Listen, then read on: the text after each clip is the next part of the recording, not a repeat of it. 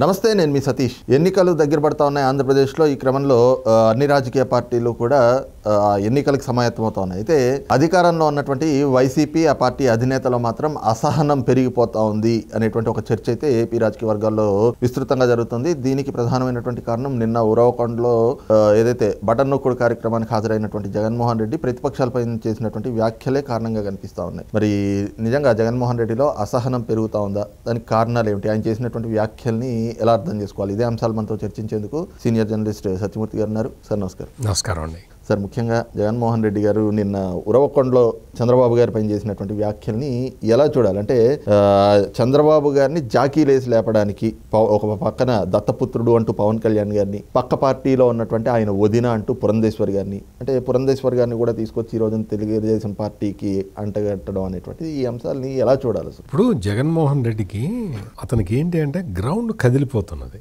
ఇంతకాలం ఏంటంటే 5 సంవత్సరాల పాటు ఆయన ఏకఛత్రాధిపత్యంగా పరిపాలించాడు. ఇప్పుడు గ్రౌండ్ కదులుతుండటంతో ఆయనకి ఒక రకమైన ఆందోళన మొదలైంది. ఇది క్లియర్ కట్గా కనపడుతున్నది. ఒకవైపు నుంచి అంటే తెలుగుదేశం పార్టీ బలపడటం, తెలుగుదేశం పార్టీతో జనసేన జత కట్టడం, ఇవన్నీ పొలిటికల్ ఈక్వేషన్స్. పర్సనల్ ఈక్వేషన్లో కూడా జగన్మోహన్ రెడ్డి ఘోరంగా దెబ్బతిన్నాడు. పర్సనల్ ఈక్వేషన్ ఏంటి? వాళ్ళ చెల్లెలు షర్మిల అమ్మాయి వెళ్ళి కాంగ్రెస్ పార్టీలో చేరటం, ఆ కాంగ్రెస్ పార్టీలోకి వచ్చి ఇక్కడ క్రిస్టియన్ ఓట్లకి తూట్లు పొడుస్తుండటం, వీటన్నిటితో పాటు ఆ అక్కసు ఎవరి మీద తీర్చుకుంటాడు? మీరు చెల్లిని కూడా ఘోరంగా అవమానం చేశాడు. సొంత చెల్లెల్నే ఘోరంగా అవమానించాడు. ఎంత మాట అన్నాడు అంటే వాళ్ళ సోషల్ మీడియాలో షర్మిల మీద ప్రచారం చేయటమే కాకుండా అసలు కాంగ్రెస్ పార్టీకి ఇప్పుడు గుర్తొచ్చింది ఆ స్పెషల్ స్టేటస్ అన్నట్టుగా మాట్లాడుతున్నాడు. ఇవన్నీ ఏంటి అంటే చంద్రబాబు నాయుడు మీద భాష. ఇంతకాలం చాలామంది రాష్ట్రంలో ప్రజలు చాలామంది ఏమనుకున్నారంటే జగన్మోహన్ రెడ్డికి తెలియకుండా కొడాలి నాని మాట్లాడుతున్నాడు, జగన్మోహన్ రెడ్డికి తెలియకుండా రోజా మాట్లాడుతున్నది, జగన్మోహన్ రెడ్డికి తెలియకుండా పేర్ని నాని మాట్లాడుతున్నాడు అనుకున్నారు. చాలా తప్పు. నేను మొదటి నుంచి ఒకటే విషయం చెప్తున్నా, ఆ మాటలన్నీ జగన్మోహన్ రెడ్డి మాటలే. జగన్మోహన్ రెడ్డి తన మనసులో ఏదైతే అనుకుంటున్నాడో ఆ మాటలనే వీళ్లతోటి చెప్పిస్తున్నాడు అని చెప్పి నేను మొదటి నుంచి చెప్తున్నా. మీకు జోగి రమేష్ దాడి చేసి వచ్చిన తర్వాత అతన్ని అప్రిషియేట్ చేసిన విధానం, తెలుగుదేశం పార్టీ కార్యాలయం మీద దాడి చేసిన తర్వాత అతన్ని అప్రిషియేట్ చేసిన విధానం, ఆ తర్వాత ఒక పబ్లిక్ మీటింగ్లో చంద్రబాబు నాయుడిని ఘోరంగా తిడితే అతన్ని పిలిచి భుజం మీద చేసి శభాష్ అంటాం. అసెంబ్లీలో ఎవరైనా చంద్రబాబు నాయుడిని విమర్శిస్తే దగ్గరికి పిలుచుకొని అభినందించటం, ఇవన్నీ సాధారణ మానసిక స్థితి ఉన్నవాడు ఎవడు చెయ్యడు. ఎందుకు అంటే చంద్రబాబు నాయుడు మీ నాన్న వయసు వాడు. రాజకీయాల్లో నువ్వు పుట్టక ముందరే మీ నాన్న రాజకీయాల్లోకి వచ్చాడు, చంద్రబాబు నాయుడు కూడా రాజకీయాల్లోకి వచ్చాడు.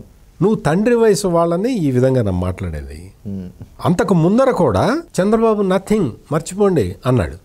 నువ్వు ఎందుకు మర్చిపోలేకపోతున్నావు? 5 ఏళ్ళైనా అదే నువ్వు 2 సంవత్సరాలకే చంద్రబాబు నథింగ్ అన్నావు కదా. చంద్రబాబు నథింగ్ అన్న వ్యక్తివి నువ్వు చంద్రబాబు జపం ఎందుకు చేస్తున్నావు? మీరన్న ఉరవకొండ మీటింగులో ఆయన 35 నిమిషాలు ఎంతో మాట్లాడితే కనీసం 300 సార్లు చంద్రబాబు జపం చేశాడు.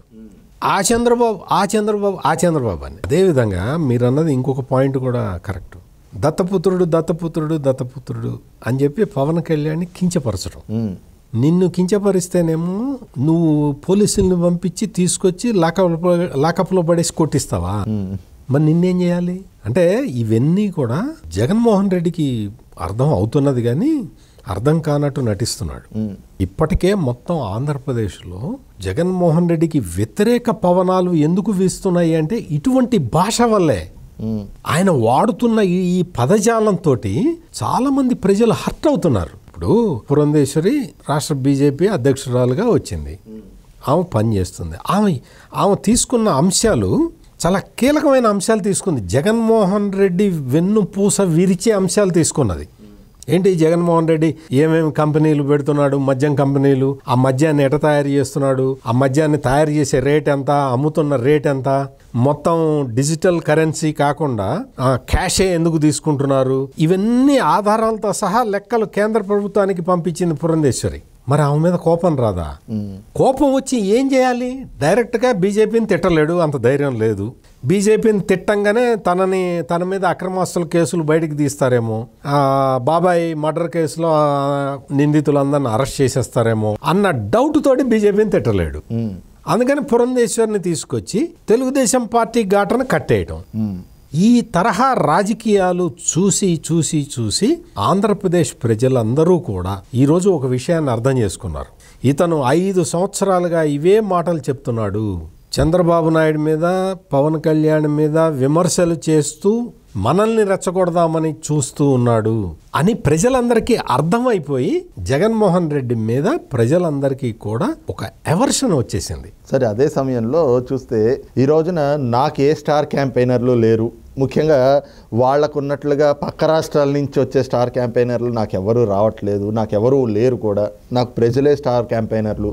అలాగే వాళ్ళకున్నట్లుగా పక్క రాష్ట్రాల్లో ఉండే ఛానల్స్, పక్క రాష్ట్రాల్లో ఉండే పత్రికలు నాకు అలాంటివి ఏం లేవు అని ఆయన చెప్పినటువంటి మాటల్ని ఎలా అర్థం చేసుకోవాలి? ఆయన పక్క రాష్ట్రాల నుంచి వచ్చిన స్టార్ క్యాంపెయినర్లు అంటే ఆయన చెల్లెల గురించే చెప్తున్నాడు. షర్మిల నిన్నటి వరకు తెలంగాణలో పార్టీ పెట్టిన అమ్మాయి కదా, అక్కడి నుంచి వచ్చి చంద్రబాబు నాయుడికి సహాయం చేస్తున్నది అని ఆయన ఉద్దేశం. ఇప్పుడు షర్మిల తన రాజకీయ భవిష్యత్తు వెతుక్కుంటూ వచ్చింది, ఇక్కడ చేస్తున్నది. మొత్తం జగన్మోహన్ రెడ్డి దగ్గర ఉన్నదంతా కాంగ్రెస్ ఓటు బ్యాంకు. అందుకని ఆ అమ్మాయి ప్రయత్నం అమ్మాయి చేస్తున్నది కాంగ్రెస్ పార్టీకి మళ్ళీ తిరిగి తన ఓటు బ్యాంకును తెచ్చుకోవటానికి. అందుకని చెప్పి స్టార్ క్యాంపెయినర్ల చంద్రబాబు స్టార్ క్యాంపెయినర్ లిస్టులో అమ్మాయిని కూడా వేస్తాడు, పవన్ కళ్యాణ్ని వేస్తాడు, దగ్గుబాటి పురంధేశ్వరిని వేస్తాడు. వీళ్ళందరూ కూడా ఒక పవన్ కళ్యాణ్ తప్ప తెలుగుదేశం పార్టీ తోటి ఇంకెవరికి ఎలక్షన్ ఇది లేదు కదా, ఎన్నికల ఒప్పందం లేదు కదా, పొత్తులు లేవు కదా, సీట్ల సర్దుబాటు లేదు కదా. మరి ఎందుకు భయపడుతున్నావు? ఆ విషయాన్ని ఎందుకు ప్రచారం చేస్తున్నావు? మీరు అంతకు ముందర కూడా గమనిస్తే పవన్ కళ్యాణ్ని రెచ్చగొట్టడానికి నానా విధాలుగా ప్రయత్నాలు చేశాడు. బీజేపీలో జగన్మోహన్ రెడ్డి కోవర్టులు ఉన్నారు. వాళ్ళ పేర్లు కావాలంటే కూడా మీకు చెప్తా. సోము వీర్రాజు, జీవీఎల్ నరసింహారావు, వీళ్ళు డైరెక్ట్గా జగన్మోహన్ రెడ్డి మనుషులు. వాళ్ళు భారతీయ జనతా పార్టీలో ఉన్నారు. వాళ్ళు అంటే ఇంత మాట ఎందుకు అంటున్నాను అంటే, ఈ రోజుకి చూడండి తెలుగుదేశం పార్టీ అధికారం నుంచి దిగిపోయి 5 సంవత్సరాలైనా కానీ ఇప్పటికీ వాళ్ళు తెలుగుదేశాన్ని విమర్శిస్తుంటారు. అసలు ఘోరంగా రాష్ట్రం ఆర్థిక పరిస్థితిని ఘోరంగా తయారు చేసిన జగన్మోహన్ రెడ్డిని ఏమనరు. ఈ తరహా రాజకీయాలు చేస్తున్నారు. ఇంకోటి మీరు అన్నట్టుగా పక్క రాష్ట్రం నుంచి వచ్చిన స్టార్ క్యాంపెయినర్లు అంటే మరి ఆ షర్మిల గారు అసలు పనిచేసింది ఈయనకే కదా సార్. 2011-12 పార్టీ పెట్టినప్పటి నుంచి మొన్న ఆయన అధికారంలోకి వచ్చే వరకు ఆయన కోసం క్యాంపెయినింగ్ చేసింది ఆవిడే కదా, పక్క రాష్ట్రం క్యాంపెయినర్గా. ఆయన ప్రతిపక్ష నాయకుడిగా హైదరాబాద్లో ఉన్నాడా, అమరావతిలో ఉన్నాడు? ఆయన ప్రతిపక్ష నాయకుడిగా ఉండి పనిచేసిందే హైదరాబాద్లో. హైదరాబాద్ నుంచే ఆయన పనిచేసేవాడు. ఆయన ముఖ్యమంత్రి అయ్యే నాటికి ఆంధ్రప్రదేశ్ పోలీసుల మీద నాకు నమ్మకం లేదని చెప్పాడు. ఆంధ్రప్రదేశ్లో ఉన్న ప్రభుత్వ వైద్యుల మీద, డాక్టర్ల మీద నాకు నమ్మకం లేదన్నాడు. అసలు ఆంధ్రప్రదేశ్లో న్యాయ వ్యవస్థ మీద కూడా నాకు నమ్మకం లేదన్నాడు. అటువంటి వ్యక్తి పక్క రాష్ట్రం నుంచి స్టార్ క్యాంపెయినర్లు వస్తున్నారంటే నువ్వు అదే కదా. జగన్మోహన్ రెడ్డి మాట్లాడే మాటలకి అర్థం లేదు. ఒక భావావేశాన్ని రెచ్చగొడదాము, ఒక వర్గాన్ని రెచ్చగొట్టి రాజకీయంగా పబ్బం గడుపుకుందాము అన్న ఉద్దేశంలోనే ఆయన మాట్లాడతాడు. పక్క రాష్ట్రంలో ఉన్న పత్రికలు, న్యూస్ ఛానల్స్ అని చెప్పి ఆయనకున్న ఛానల్స్, ఆయన్ని సపోర్ట్ చేసే ఛానల్స్, వాళ్ళ హెడ్ ఆఫీసులు కూడా హైదరాబాద్లోనే ఉన్నాయి. ఆయన సొంత ఛానల్, సొంత పేపర్ కూడా హైదరాబాద్లోనే ఉంది. ప్లస్ ఆయనకి అసలు అవుట్ రైట్గా అసలు ఉచ్చం నీచం లేకుండా సపోర్ట్ చేస్తున్న పెద్ద ఛానల్స్, అంటే ఆయన ఛానల్ కాకుండా ఇంకొక 2 పెద్ద ఛానల్స్ ఉన్నాయి. ఆ 2 పెద్ద ఛానల్స్ కూడా అన్ని హైదరాబాద్లోనే ఉన్నాయి. అదే కాకుండా ఇదే పక్క రాష్ట్రంలో ఉన్న ఆయన సొంత ఛానల్, ఆయన సొంత పేపర్ని ఆంధ్రప్రదేశ్లో ఉన్న వాలంటీర్లతో కొనిపిస్తా ఉన్నారు 200 రూపాయలు ఇచ్చి. ఇవన్నీ కూడా స్పష్టంగా అర్థమవుతున్నది, ప్రజలకి అర్థమైపోయింది. ఇతను పరిపాలన చేయటం చేతకాక ఇటువంటి ఆరోపణలు చేస్తున్నాడు. ఎవరో స్క్రిప్ట్ రాసిస్తున్నారు, ఆయన చదువుతున్నాడని కూడా అనటం కూడా కరెక్ట్ కాదు. ఈయన చెప్పినట్టే వాళ్ళు స్క్రిప్ట్ రాసిస్తున్నారు. ఈయన ఎవడో స్క్రిప్ట్ రాసిస్తే ఈయన చదవటం కాదు, ఈయనే చెప్పుకొని ఆ విధంగా స్క్రిప్ట్ రాయించుకొని చదువుకుంటున్నాడు. అదే స్క్రిప్ట్ అందరికీ పంపిస్తున్నాడు. ఇది జరుగుతున్నది. అందుకని ఈ మొత్తం జరుగుతున్న పరిణామాలన్నిటికీ కూడా బాధ్యుడు జగన్మోహన్ రెడ్డి. జగన్మోహన్ రెడ్డి ప్రజల్లో ఆవేశాలను రెచ్చగొట్టడానికి, వైషమ్యాలు సృష్టించడానికి ఆయన వేసిన ఎత్తుగడ ఇది. రైట్, ఇది చూస్తున్నాం కదా, రాజకీయంగా తన పునాదులు కదిలిపోతూ ఉండడంతో ప్రజల్లో ఆగ్రహావేశాలు రెచ్చగొట్టి, భావోద్వేగాలు రెచ్చగొట్టి తద్వారా రాజకీయ లబ్ధి పొందాలి అనేటువంటి కుట్రతోటే జగన్మోహన్ రెడ్డి ఈ రకమైనటువంటి వ్యాఖ్యలు చేస్తున్నట్లుగా కనిపిస్తుంది అన్నటువంటి భావాన్ని సీనియర్ జర్నలిస్ట్ సత్యమూర్తి గారు వ్యక్తం చేస్తూ ఉన్నారు. Thank you.